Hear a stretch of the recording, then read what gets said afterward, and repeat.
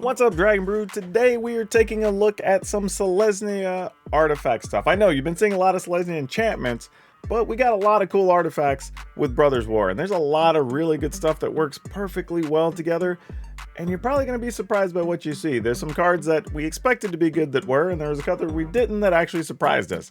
So this should be a fun ride. Strap yourselves in. Right, as always, if you'd be so kind, please remember to hit that join button down below so you can get lots of cool extra stuff. Matter of fact, we had a strategy video go out just a couple days ago to some members. And if you want to protect all your nerd gear, check out ultrapro.com/PowrDragn. Use promo code PowrDragn. It'll save you 5% at checkout, and they will support the channel. So really appreciate that. Okay, so biggest thing here is we're looking for all the synergies of stuff that triggers when artifacts come into play. And I think we got pretty damn close on this one. So we got 4 Hot Shot Mechanic because it happens to be a 2/1 creature, which is great when you're playing aggro, but it also happens to be an artifact. We're playing 3 Bushwhack. This can help us find some lands, but most importantly, it's going to be a fight spell. But I like the versatility of it. If we're going to play a fight spell anyway, we might as well play one that can help us get out of mana trouble. Teething Wormlet. This is one of the new ones. It's actually a kind of quirky looking little card. It's a 1/1 for 1. However, if the majority of things we have either make artifacts or are artifacts, then pretty much every turn this is going to be going up +1 and will gain life. And remember, you will gain life every single time. You only gain a +1 the first time an artifact comes into play for the turn. But yeah, really good card in this deck. Then we got some Galagreeters, partly because I just like that this grows and gives us other options in life gain, but it does actually produce an artifact. So if every turn we want to keep growing our Wormlet or whatever, hey, here's the thing we can do. But even beyond the Wormlet, this is another interesting card that kind of went under the radar during preview season, but we have Yoshin Dissident. This is a green and a white for a 1/1. Whenever an artifact enters a battlefield under your control, put a +1/+1 counter on target creature you control. So if you have something come into play and it triggers the Galagreeters and you make the treasure, that treasure now also puts a +1/+1 on something. So you get all these different bonuses going on, which gives us a chance to grow boards very fast. Then we got 4 Patchwork Automaton. We know and love this from the past few seasons. This card's actually really good, though traditionally we've been playing this in either mono white with artifacts or white red. This is the first time I think we've been able to play it comfortably with green. Then we have Simian Simulacrum. This is one you're probably going to be seeing in a few different decks, whether that's mono green or other aggressive decks that can splash the green. But this is actually really, really good. It's a 3 mana 2/1, which looks kind of bad on rate, but it lets you put 2 +1/+1 counters on target creature, whether that's itself as a 4/3, or you can put it on something else and attack. And it has on Earth, which means it's going to come back out of the yard, and even if you have nothing else, you get to attack with a 4/3 creature for 1 turn. So yeah, really like this card in here. And then we're trying out a couple of Liberator Urza's Battlethopter. Partly because 1, it's an artifact, 2, it has flash, and 3, it has flying, because we don't have much stuff with flying. And we can actually grow this over a couple turns. The other neat thing is it lets us play all of our other artifacts, or colorless and artifact spells, as though they had flash. So this lets you make some big surprise combats, and it kind of puts the opponent in some bad spots. So we really, really like this. Then we have Root Wire Amalgam. This is a 5 mana 5/5, but a lot of times we're going to play it just for 2 and have it be a 2/3. But you can pay 3 and green, sacrifice this, and you create an XX colorless golem token that is 3 times the power of this card. So you can sack everything and make a 6/6 and attack with it, which you will probably do occasionally. But if you get it late, it becomes a big monster your opponent has to block. And it's just so big. 15 is huge. And it has haste. That's the other thing. So once you make it, you get to swing with it. And that counts as another artifact coming into play, which does make a difference, obviously, for several cards we have in the deck. Steel Seraph. This is kind of becoming one of my favorite artifacts in this set, but Steel Seraph is a 6 colorless 5/4, has flying. At the beginning of combat on your turn, target creature you control gains your choice of flying, vigilance, or lifelink. But you can also pay it for 3 and have it be a 3/3 flyer and have that same ability. So we can do a lot with that in this deck. And we're really, really, like, again, not having that many flyers. This is very good to let us come over the top. It can get our creatures over the other potion stuff. If we're in a back and forth creature battle, just giving something lifelink or even vigilance to be able to block is big. So we're not going to hate this card at any stage of the game. Clay Champion. This is actually kind of a convoluted little card here, but it's X and 4, and it's a 2/2. Most of the time, we're just going to be playing it for 4 or 6, I'd imagine. But for every 2 green you put into the cost, you get to put 3 +1/+1 counters on this card. Or for every 2 white, you can choose 2 other creatures and put a +1/+1 counter on those creatures. So if we played 2 and 2, let's say 2 green, 2 white, we would get a 5/5 that we also get to pump 2 other things +1/+1. And then, of course, we get all of our other triggers, and that's actually super exciting, too. So I expect we're going to get to do a lot with this card. The only reason we're not playing more in this list, well, really, there's 2. 1, I wanted to squeeze room and test more cards. But 2, there are some times that it just may not be that great to just have one big monstrous creature. So we're only going to play a couple and see. Hopefully, they'll turn up in some games. Then we have 1 Iganjo, 5 Plains, 1 Boseiju, 7 Forest, 4 Brushland, and 4 Overgrown Farmland. So yeah, that's it. Lots of interesting interactions in this one. I think y'all enjoy it. And as always, go ahead and enjoy the games. At the end of the video, we'll talk about what we liked, what we didn't like, what we learned, and if we want to change anything. Okay, we get to go first. We've got Liberator. We've got this guy, this guy. All right, I guess we keep it. It's not really what I would call flashy, but it's not terrible. Only bad if we draw one of our things we can't cast with green next turn, but looks like we did not do that, so we'll just get in there for 2 and pass.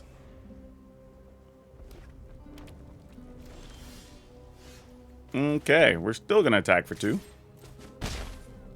and end the turn. Okay, they don't have any instants. That's good to know.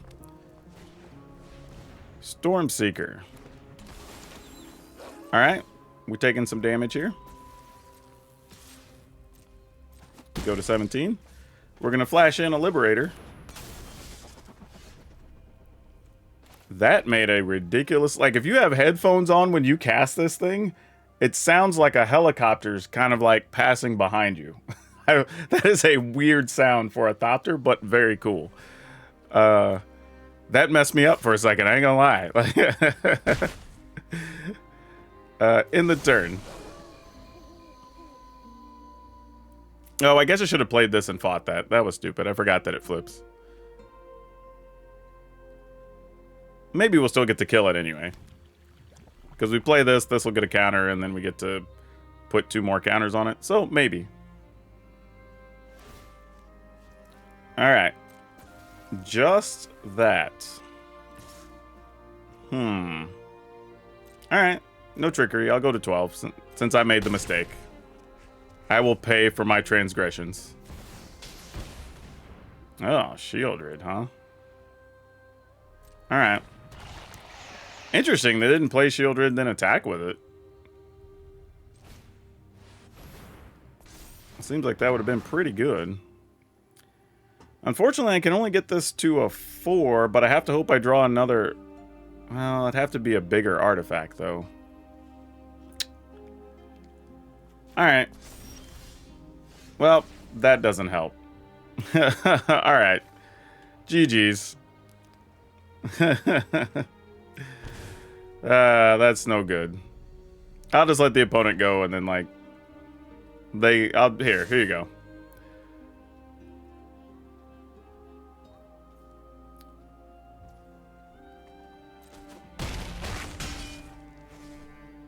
Alright. Now you get to just go. Actually, I guess we get to fight this guy, right? That's something. Alright, we'll fight here. Opponent's at 5. Maybe it's not GG's. We'll see. I mean, we are only at 10, though. Their deck has a lot of ways to produce 10 damage, I imagine. And if they play land and Invoke Despair, they're going to gain a bunch of life to where we can't kill them. Opponents on Mishra? Quite possibly. I could see that. I wonder who Jack Rose is, too. I don't know that person. You run into a lot of creators you don't know during the early access stuff. Though, I appreciate their love of the brush rag.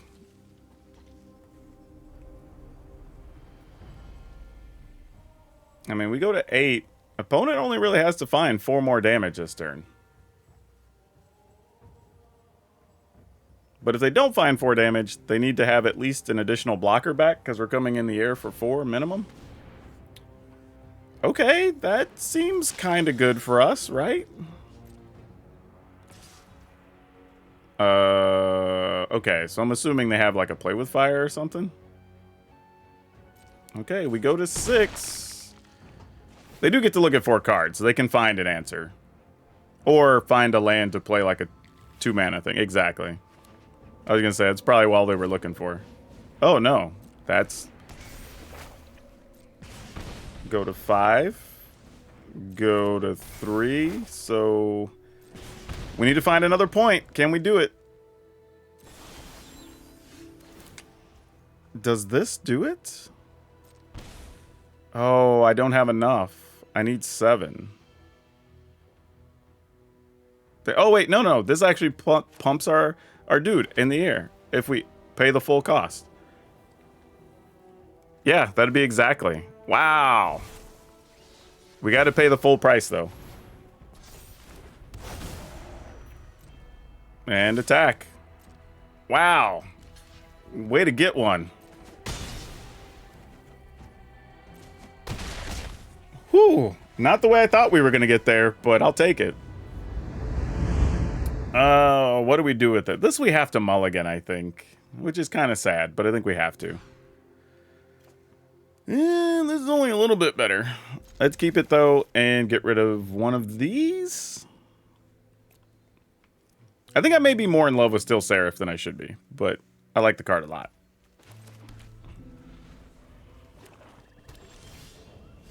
Alright, we're going to go for this guy and see if it works.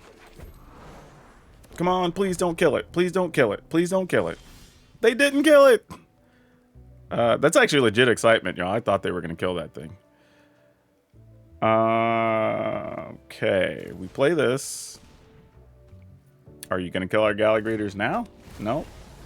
Alright, we're going to make a treasure. Pump our dude. Play this. I think we'll go ahead. I kind of want to do this next turn, but we can crack a treasure.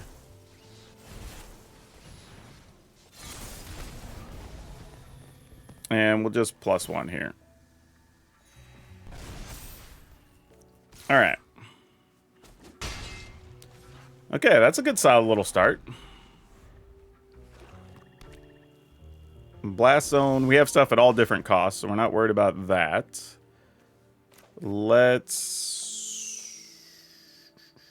Yeah, let's go ahead. Well, I'm just thinking, actually, we can get to 6 mana. If we search for a land and then play this and it makes a treasure, like, that's actually not bad. So yeah, let's do that.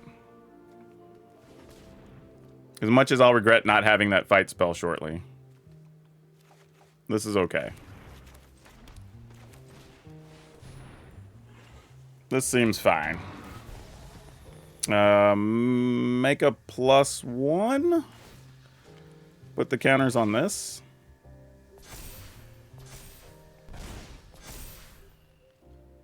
Alright.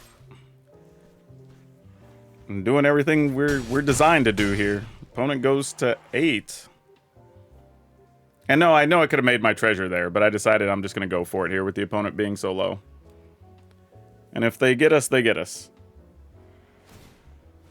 Oh, they're actually adding a counter. Okay. So they can get rid of stuff that's 2. All right, we've got a 1, a 2, a 3, and whatever that is, a 5. And this is way more than lethal at this point. All right, if we play this, this would get a bonus, this would get a bonus. So those would be 4, 8. I mean, you can crack that to kill that. That's still more than enough. You know, I'm going to go greed here. Let's do it. I mean, if you have an answer, you have an answer. I don't know what it would be, but sure. +1.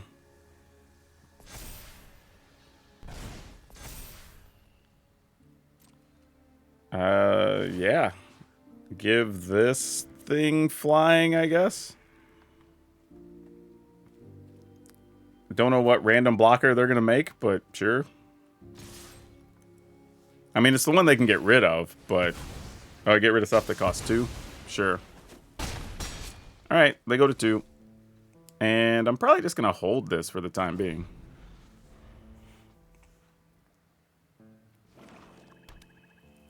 Oh, I just realized it doesn't keep its other costs when it's in play. The prototype actually makes it the cost that you paid for it. Interesting. I thought it kept its original CMC. Oh, they might have needed their land there. Permanent mana value equals... Oh, so interesting. I didn't know that prototype actually changed its casting costs. Huh. Alright, cool. Neat to know. Learned a thing today.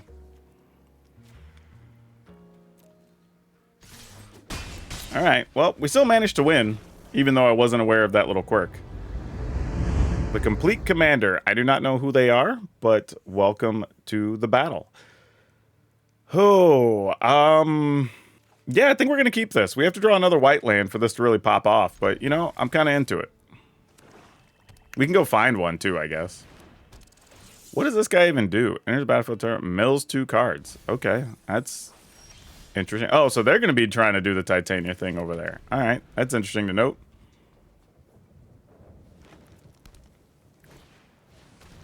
Yep, they're going hard on their self-mill. Yep, and there's a Titania in the yard. All right, we might end up being too slow here, y'all. We'll just have to see.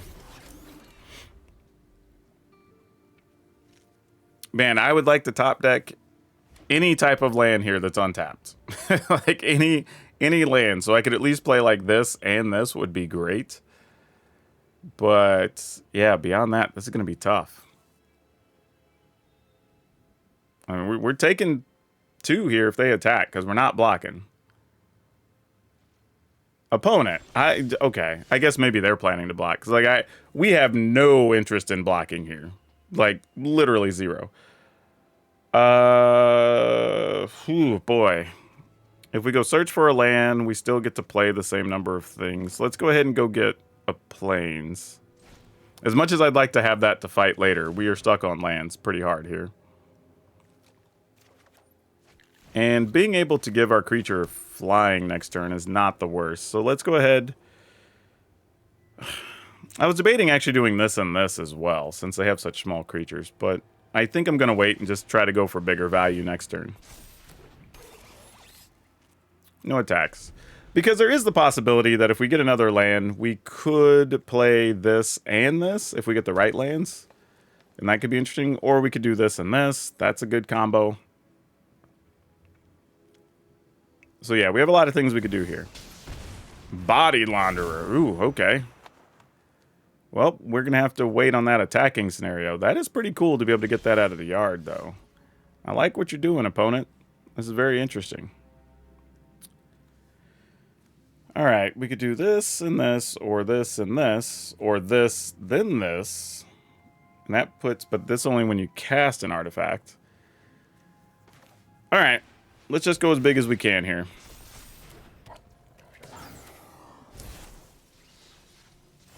We'll play the prototype costs, grow our things. And this is whenever another non-token creature you control dies. They don't have the proper land in play. They do have 3 lands in the graveyard, but you need 4 for this. Okay,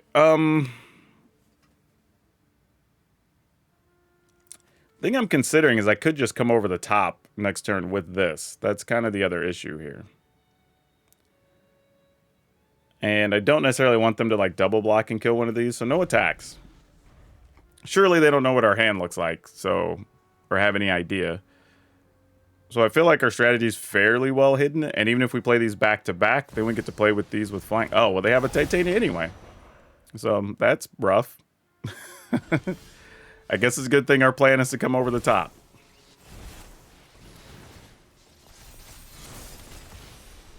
All right, give this flying. We're just having to not let them get things out of their graveyard or mill easily.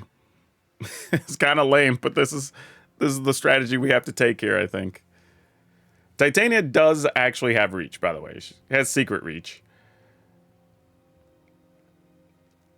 But I don't think they want to put it in the graveyard here. Yeah.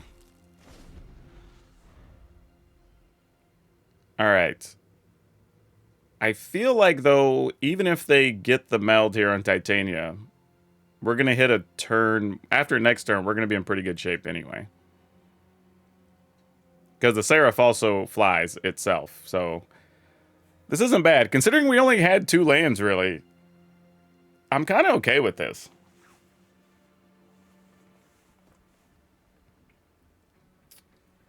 You're a Selesnya guy at heart, and you're a big fan. Well, you should appreciate this deck. Opponent's putting a good think on it here. Alright, Lurgoyf's going to put a bunch of stuff in the yard. Alright. Triggers, but they don't have the other land in play, so that's okay. Ooh. Bushwhack's nice here. But I feel like we can just put pressure to try to end the game, so that's what we're going to do here. We're going to give this flying. We're going to give this flying.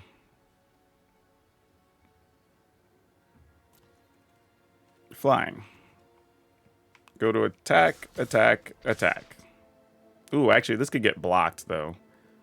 But then they're just taking 11. Like, do we care? Let's just attack with these. Leave more options available next turn. Plus, then I can also just bushwhack and fight something, so that's okay, I guess. Yep, Titania's going to work. Yep, counter goes on Body Launderer. Assuming they're going to discard a non-land thing. Yep. Alright, we have way more than lethal coming. And we're at 19, so we're not even really encouraged to block here.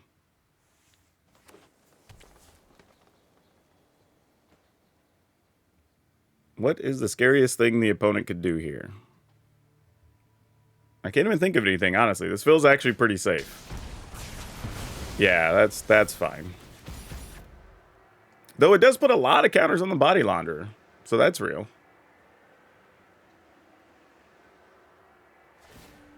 I mean, you can't target it. Yeah, it has ward, opponent. That's a real thing.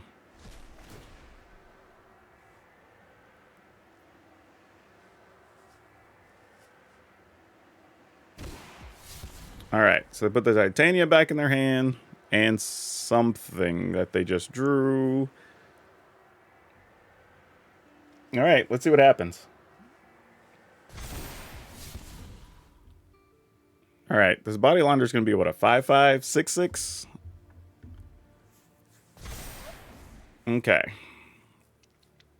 If we get a cheap artifact, that works. We can fight a Body Launderer. But then they just put something else in their hand. They actually discarded the Titania, which is interesting.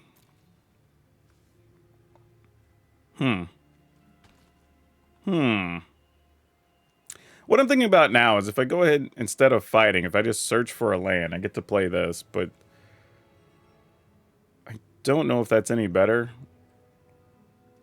I think we just wait till we can get this to 8 and just kill off the Urborg guy. I think that's the plan. Or whatever else they play. Alright, no attacks.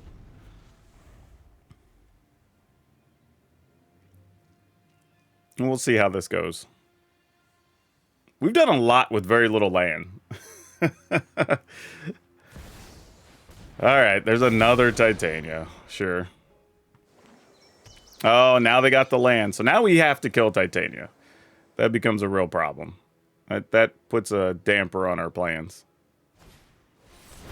And another Urborg. Oh, God. Lurgoyf. Alright, sure. Oh, but they missed. They just put a bunch of lands in there. Ooh. Lucky us. Okay. We'll play one of these. And then sadly, yeah, I guess we have to kill a Titania.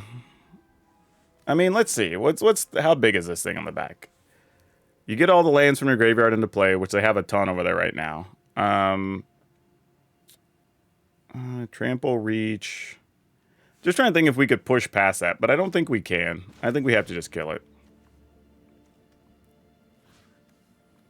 Much as I don't want that to be the case.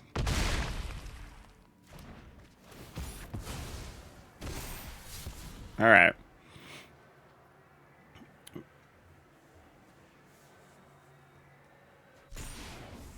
Okay. Opponent can still block our biggest thing, so no attack.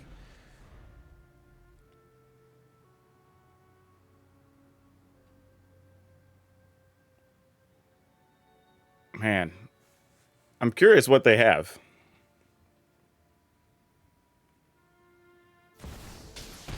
Ooh, a Junji. That's actually real here. Junji is a serious problem. Because we don't currently have flyers. So in a couple turns, he becomes a real issue. Though now... Alright, I'm going to take it.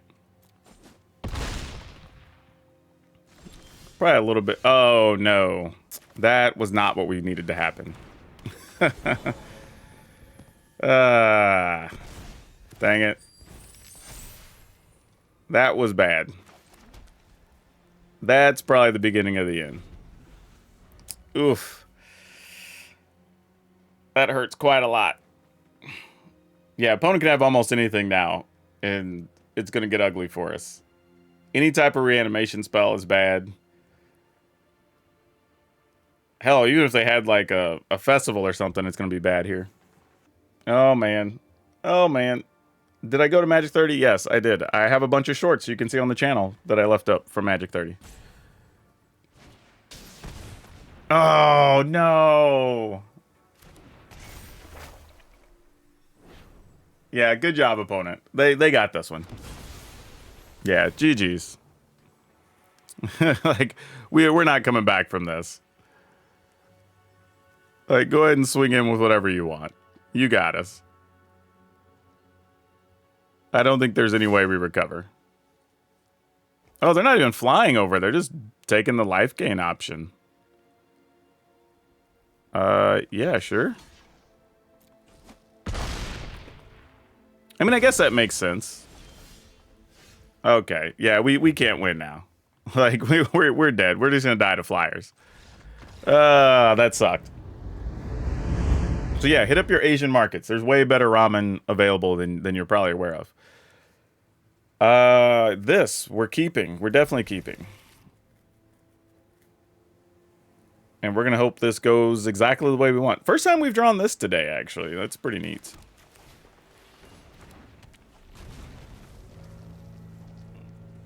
Oh, you're from Tennessee? I don't know if they have Daiso in Tennessee. They didn't have them, at least in my neck of the woods, when I used to live in Texas. And I moved to the Pacific Northwest, and we have all kinds of Asian things up here now, which is great. All right, let's see what we got here. La Banda del Mono Red, and they are definitely not playing Mono Red. This is not even close. I am so disappointed. You even had the Chandra sleeve, actually the Jayas, I guess. But yeah, went full on theme and then didn't play Mono Red. Though it's probably good for us, honestly, because Mono Red would be blowing this up right now. Okay, so we're definitely going to play one of these. And we're going to put the counter on this to see if maybe we can keep it alive. We're going to give this lifelink, I think, right now. And we're going to attack. All right. You prefer ramen al dente? I think most noodles are better with the slight bit of al dente to them. All right, we're putting stuff in the graveyard. We've got a brilliant restoration. That's kind of cool. Don't know what the opponent's up to, but it's interesting, if nothing else. Okay. Do I even want to fight this thing? It just when it comes into play, it mills. And then... Oh, you put a non-creature... No, that's it. Okay. Alright then, we're going to go with this. And sadly, we have to put the other counter here so we can keep punching through, I guess. Give this lifelink. It doesn't really matter. I guess give this lifelink as well. All right. I'm not gonna fight that because I don't even know why I'd be fighting it, to be honest. So it just gets to live.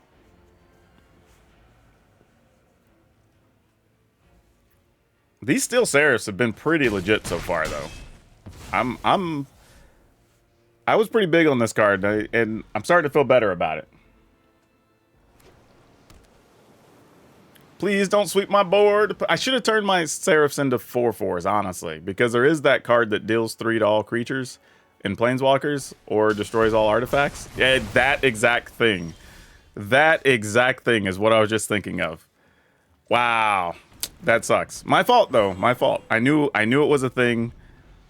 I knew it was a thing. I should have protected one of them.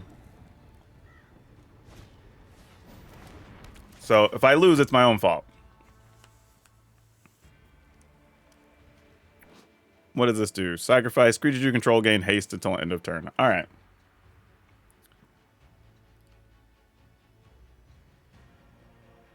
We might still have a chance here, but it's going to be kind of tough now that I put myself in a bad situation. Like I said, I knew it too. I knew that card existed. And whenever you see like the Jeskai stuff and they don't play creatures early, you know there's control stuff behind it. Like, if the opponent wins this, it's totally on my error, and I can't blame anyone but myself. All right.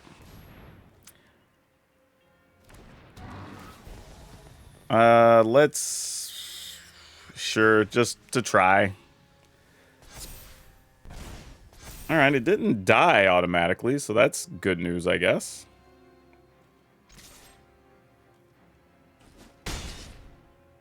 Now, why do they want this card? Like, I guess our plan is just get all this craziness out of the graveyard, right? Get to a Brilliant Restoration and Phyrexian Portal. But this only lets you get creatures. There's no creatures, really. I don't know if I'm supposed to hold on to this or not, so I'm just not.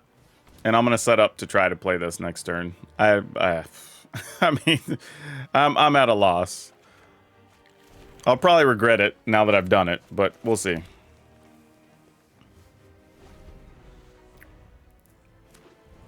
Opponent's at 4, though. Okay, another one.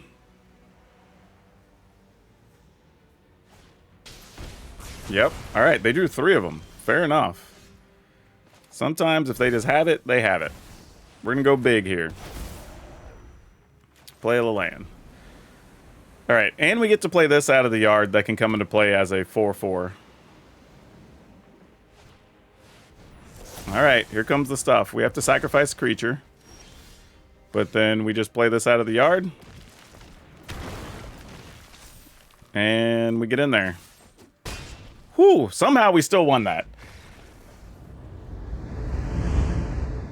This one we're keeping, but it's not as exciting as we would want it to be. Because we're going to play the Wormlet. Honestly, I'm hoping to draw the little 2/1 would be great next turn, honestly. Because then I can play Wormlet and then play this. They both get pumped, put counters on something, and then that feels a lot more threatening. But without another artifact here, this is going to feel kind of weak. Washington's one of the few states you never made it to. I hadn't been here until I moved here, so totally worth it, though. All right, Riveteer's Overlook. What are we getting? This could be interesting if this is a multicolor like Titania deck. This isn't bad for next turn either, though. Yeah. Let's do that. And we'll just attack. Mostly because this allows me to do that and do this if we need to. Possibly fight something. So we'll see. Can't fight that, unfortunately. Actually, doesn't do quite what we want. This costs 5 to crack. So we don't get to do that. If we do this now... Just trying to look at the overall value here for next turn. Attacking with a 2/3 versus a 2/1. You know what? I'm going to go with this.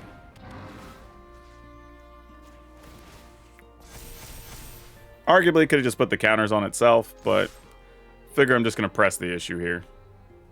And if they're going to plan is just to use Shigeki next turn, then it doesn't even matter that this is a 2-1, really.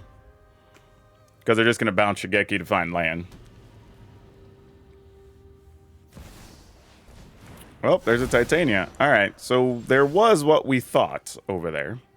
So that was good to know. Oh, that's really good here, actually. This solves so many problems. So let's go ahead and play this first. Alright. And then we will fight Titania with the big one. And then I'm going to give the little thing flying. There you go. All right, that was a quick one. Squeaky cheese. That's a good way to describe it. It is kind of squeaky cheese. Yeah, we're gonna keep this one. We're gonna try to take advantage. See if we can get another fast start here. MTG Brew Lab, how's it going, friend? There you go. That's a friendly hello for you. Let's play this, and then see what we get away with next turn. All right, what are you gonna play here? Oh, I thought you were gonna play something. I guess something's gonna die. Well, we have no choice but to do this. What dies first? Wormlet is going away. Fair enough.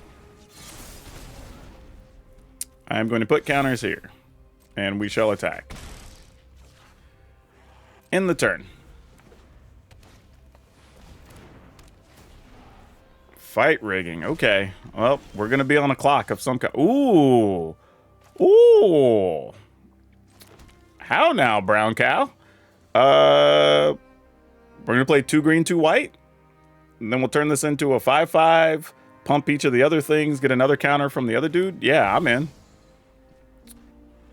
Value for X is 0 because I don't have any extra. And pay with green, green, white, white. Yes, that's exactly what we want to do. Target these 2 duders. Put another counter on this, I guess. And we're going to attack for 7. Check out that turn. That's saucy. Shakedown heavy. All right, you got to shake down heavy. Oh, no. GG's. Way to go, opponent. You got us. You got us. I ain't even mad at that. Like, that's so good. So good.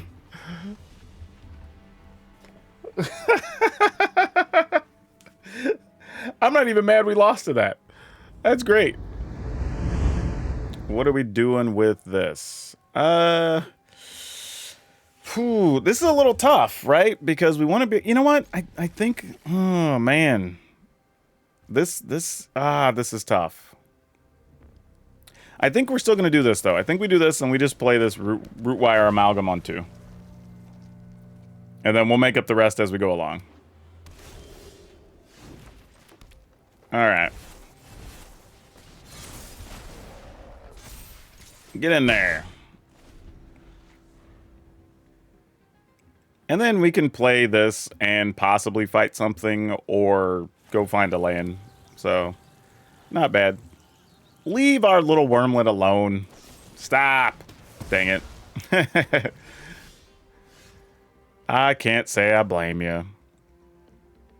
Okay, this is when an artifact enters the battlefield. So, we're going to be better off playing this first. Go search for a land.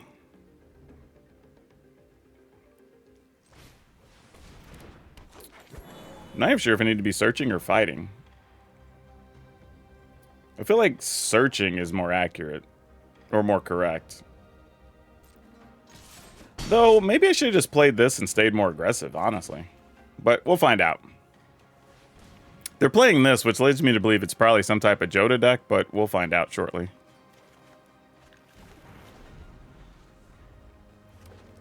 Though, if we could find a convenient artifact, that would be nice. There you go. That's all we were looking for. We'll give you... Let's make a treasure here, actually. So we can give that +1.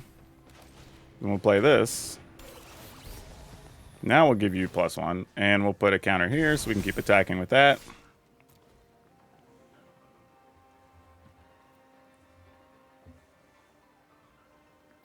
And then we'll see if this is enough to help get us across the finish line. Now, next turn's pretty neat because we get to play the Simulacrum, which can create 2 counters. The Automaton will get a counter. We can put 1 if we make a treasure. Oh, Shieldred. Alright, cool. You're a thing. We're just going to run bodies into Shieldred, I guess. That's where we're at right now. Like, tough choices have to be made. Make a treasure. Put the 2 counters. Boy. All right. Put your 1 counter here. And then put that one... Yeah, where do we want to put it? It's almost tempting to put it over here, really.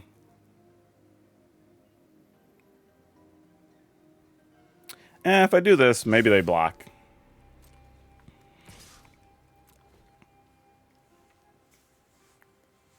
And if they don't, as I say, it's going to hurt, so sure.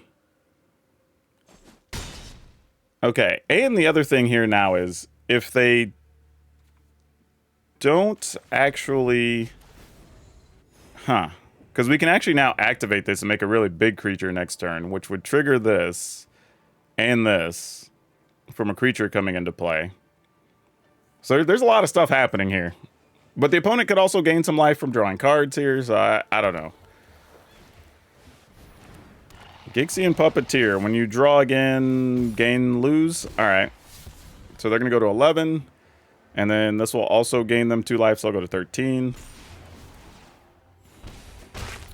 Man, I'm regretting not having that fight spell anymore. This is not bad, though. Okay. How big do we get to go here? So we turn you into a 5/5. We make a treasure. We put that counter, I guess, on the Galagreater. And then we put this on a Galagreater's. And then we attack.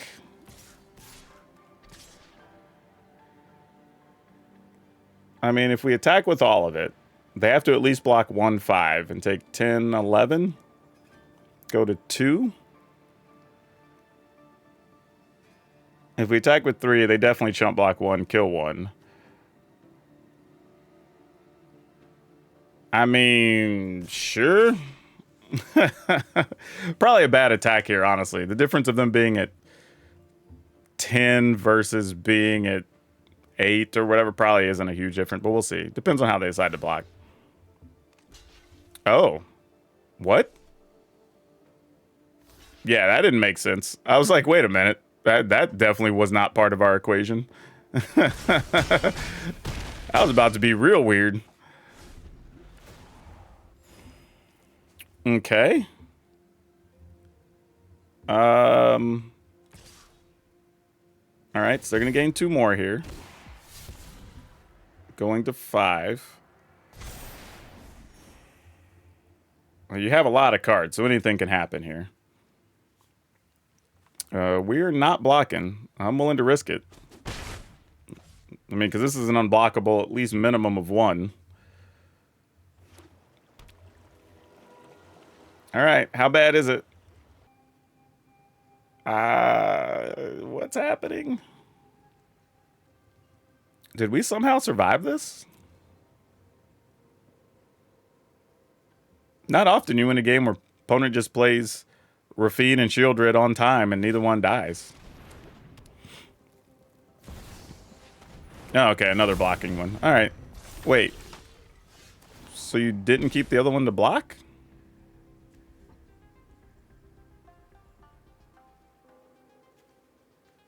I mean, okay. I'm going to activate this just to activate it, because we never get to do it.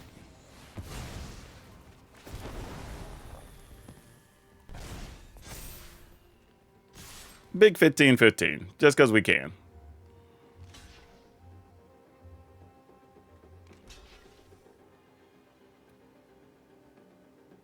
I mean, that's it, right? Am I missing something? Is there a card I don't know about? Nope. Okay. Weird. I'll take it, though. So yeah, that worked out surprisingly well. That was actually a lot of fun, honestly. This is one you're probably going to see me playing a little bit more in the early stages of the season, just because all the interactions were cool. There was a lot of neat decisions. And we won some games that were a little bit surprising. You know, we were able to get super fast draws, and we were able to play a little bit of a longer game because of the bigger artifacts. So yeah, I don't really have a lot to really say about this one other than it was pretty good. Our mana was never really an issue. This one just felt good. Sometimes early in the season you just get it right, and I think this is one where we got lucky and got it right. So yeah, this one's actually fun. Give it a look if you're interested. It has a moderate number of rares, and that's going to be a little bit difficult for people. But if you get them, most of them you're going to be able to play in other decks, which I think is really, except for maybe the Wormlet. But a lot of the others are actually going to be useful in other things. So it shouldn't be too hard to craft these and know that you're going to get use out of them. Now for today's card spotlight, we're going to talk about Darksteel Colossus. Mostly because this is one of those cards that's kind of always around, and you don't really see it a bunch, but when you do, it's kind of hard to deal with. But I brought it up because it's kind of one of the original big expensive artifacts that people really still play with. And an 11 mana, that's actually a really big card, but it's hard to kill. It shuffles back into your library. So this card always goes for $10 plus, oftentimes even 12 or 13. So you're gonna have a hard time finding these on the cheap. But if you're looking for something like this and you didn't know it existed, well, here it is, because this card's kind of becoming, I don't know if I hate the word stable, but at least like an OG of artifacts that people look toward. Now, if you enjoyed today's video and you had some fun with it, check out my other stuff where I cover a lot of the details on Brothers War, so you're up to speed on what to look for, what's good, what's bad, and just get ready to really dive into this season. But that's all I have for you for now. We'll see you next time.